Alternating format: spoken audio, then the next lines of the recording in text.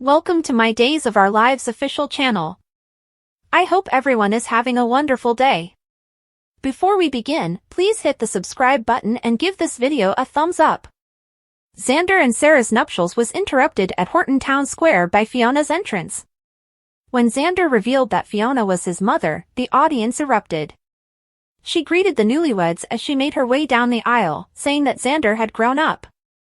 Xander angrily said that his mother's prolonged absence from him was the reason behind her astonishment at seeing him. Fiona expressed her regret for calling off the ceremony and said that the short notice prevented her from sending out an RSVP. A terrified Theresa made an unsuccessful attempt to divert focus to completing the ceremony. Fiona was first introduced to Victoria by Sarah and Xander, after which Sarah introduced herself to Fiona. Upon discovering the girl's name, Fiona commented that it was appropriate. When Alex identified himself as Victor's son and Maggie identified herself as his widow, Theresa made another attempt to interrupt.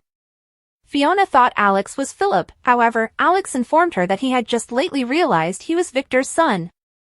As Alex told Fiona about finding his true identity in a letter his mother had left, Theresa appeared stunned. To the surprise and ire of the group, Fiona called Alex a liar after hearing Alex's story. Mother insisted that Alex show her the letter even though Xander, who was perplexed, admonished her for making a fuss. After stating that he had the letter and giving it to Fiona, Justin got up. Fiona read the letter to Victor and declared that Fiona alone had written it, ruling out the possibility that Alex's mother had written it. Leo was ecstatic, taking notes furiously and exclaiming, "Now this is a Salem wedding." In response to the objections of the crowd, Fiona revealed that she had an affair with Victor, the brother of her husband, and that the relationship had resulted in a child. Since she had always called her son Alexander, she recognized Xander as the Alexander mentioned in the letter. Questions surfaced regarding who could have faked Angelica's signature as everyone processed the news. Alex turned to Theresa and insisted that she be honest with him. He recalled that the letter was in the briefcase that Theresa had access to. Alex became angry and screamed at Theresa to give her an answer. Eventually, she gave in and admitted that she had altered the letter. Theresa said that she had not wanted to see Xander win everything when an enraged Sarah questioned if she truly hated Xander that much. Theresa stated that Alex was her main motivation even as Alex vehemently questioned if her whole act had been motivated by retaliation against Xander. Alex snorted and pointed out to Theresa how rude she had been when Brady had claimed she was aware of the letter's contents in advance. He wondered if Theresa had always been interested in the money or if she had ever truly cared for him. Theresa made an effort to support her feelings for Alex, but as she was made to acknowledge that she had been collaborating with Constantine, the tide began to turn against her. Theresa begged Maggie to accept that she had not realized the full degree of Constantine's depravity, but Maggie was offended that Theresa had known about Constantine's true nature the entire time. Xander yelled at Theresa for turning their entire life upside down.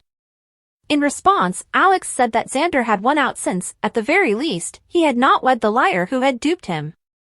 Theresa, distraught, took in all the glares aimed at her and bolted. After everyone had left, Bonnie, Sunny, and Justin gathered around Alex. Justin pledged to assist Alex in obtaining an annulment. Bonnie, in the meantime, informed Alex that the realization had brought only one positive development: Justin was actually Alex's father. It was, Alex agreed with a smile, a very good thing. Sunny also mentioned that Alex was happy to have his brother back. They all gathered for a group hug. Later, at a private moment, Justin reminisced about his kid and felt a surge of happiness that brought back his faith in Victor. Xander confronted his mother across the square, accusing her of lying to him all of his life. Fiona stated that she had remained silent because she didn't want to offend her husband Titus by coming clean. Xander questioned why, in the wake of Titus's death, she hadn't come clean. After Titus's death, Fiona acknowledged she had been consumed by grief and alcohol and had not been able to address the situation. Reminding Fiona that he had also been grieving, Xander would not hear his mother's justifications anymore. Xander demanded that he and Sarah carry out the ceremony after Fiona left. Sarah recommended they get home and reassured Xander that she was fine with their waiting. Xander told her to stay with Maggie and went off on his own for a while. After discussing the events with Maggie alone, Sarah promised that she would support Xander no matter what happened. Leo came up to Andrew and asked him what part Theresa had played in the day's events, but Andrew dismissed him. Later, Leo offered some of the wedding cake that Theresa and Alex had not yet used to an irate Sunny and Paul, helping himself to a large slice. Theresa was in her room preparing a luggage when Andrew arrived. He confronted her about her real reason for assisting Constantine in capturing Victoria. Theresa cried as she implored Andrew to reveal her involvement in the abduction. He expressed his disappointment in his sister while pledging he would not. Paul texted Brady to check in while he was in the bar, but Brady disregarded it. When Ava came downstairs, he was still drinking. Ava joined Brady at the table, complaining that she needed a vacation from DiMera business.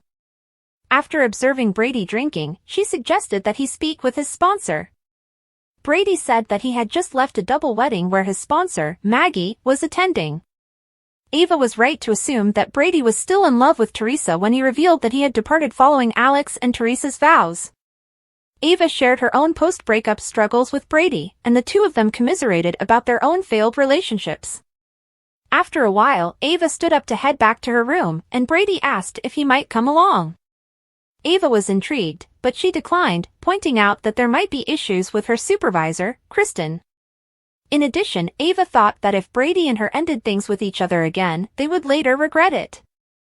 After Ava departed, Brady understood and went back to drinking. A little while later, Fiona entered the bar and questioned Brady about whether the additional seat and drink were taken.